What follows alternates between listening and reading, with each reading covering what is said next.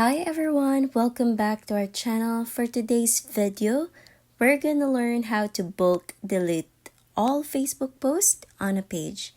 So let's get started. The first thing that we need to do is open the Facebook app on our phone. And now click on the menu icon located at the bottom right corner of your screen.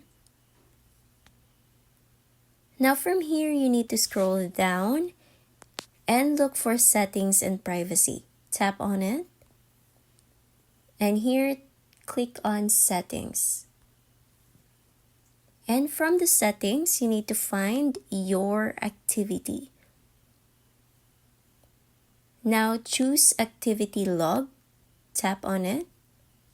Now you need to find public post and tap on it. Now it will show you all your posts, public posts. And in order for you to bulk delete it, there will be an option of all located here at the left part. You just need to click on that and choose trash. And you just need to confirm by clicking move to trash. And that's it. That's how you bulk delete all Facebook posts on a page. And if you find this video helpful, don't forget to click like, subscribe, and click that notification bell for more videos like this. Thanks for watching.